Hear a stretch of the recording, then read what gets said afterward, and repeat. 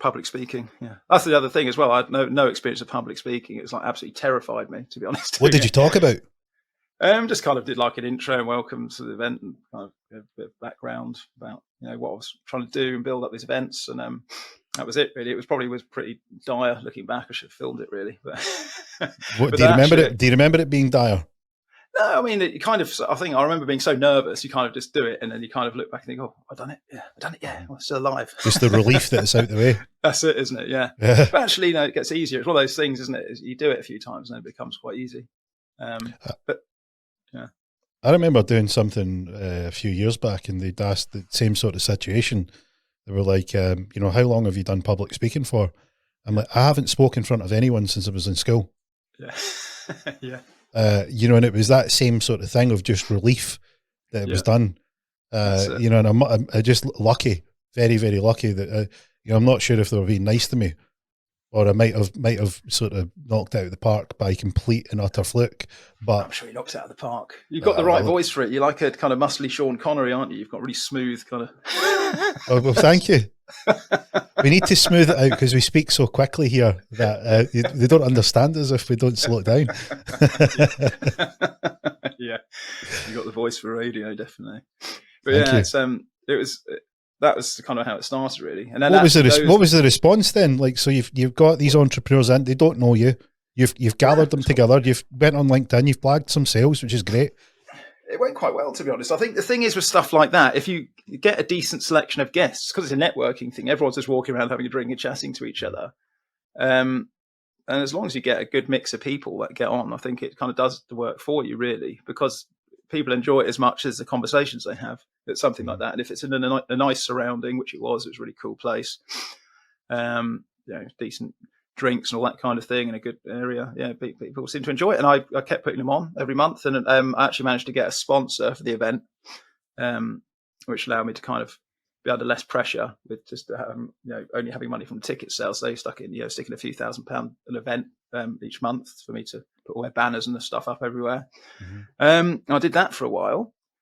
And then that kind of evolved into, I don't really want to do the accounting stuff, to be honest. I want to kind of do more of this kind of thing and help, because the kind of way I saw it is I was helping people kind of grow their business and get started, because we were helping people network and make connections. And I always had this kind of bugbear that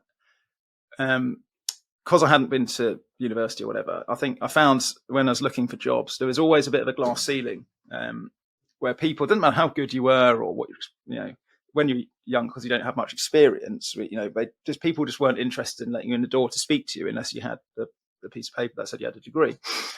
So I thought, well, why don't I create something similar to this, like an online kind of based network and resource website with lots of resources on, designed to help young people, kind of late teens, early 20s, who hadn't been to university, to start up their own business.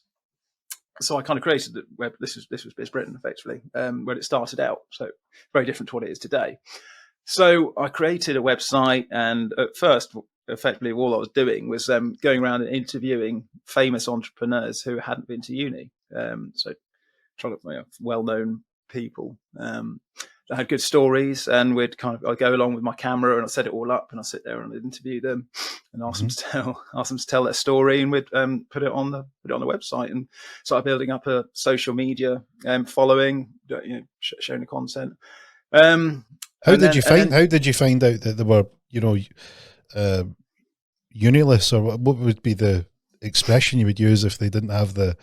Oh, so the kind of slogan for Biz Britain at the time was "Success doesn't require a degree," and that was kind of nice. Yeah, that's the strapline. Yeah. So that's kind of like the whole thing. I'd go around. I was doing speaking events, and I did some stuff with the Peter Jones Enterprise Academy where we did like a little mini Dragon's Den style thing for their students, and we had a panel with me and a couple of other people. They'd have like groups of the kids, come along, they'd pitch their business ideas to us and do a few things like that, like good publicity. And then around about 6 months after we'd started, the government came up with the idea for this. They were very big on pushing startups at the time. They basically came up with this idea, or Lord Young came up with the idea of the startup loan scheme. I don't know if you're familiar with it, which was originally designed to target exactly the demographic we were going at. which was 18 to 24-year-olds who wanted to start a business. And it was a scheme to kind of give them a subsidised loan, so a bit like a student loan, really, because it was around about the time, it was 2012, remember, so you just had all the student riots and everyone kicking off because all the, well, in England anyway, the tuition fees had just gone from 0 to 10 grand a year or whatever. So they were trying to pacify people and create some kind of alternative thing for other young people to do. So it kind of, I saw that and I thought, this looks absolutely ideal. So let's see if we can get involved with this.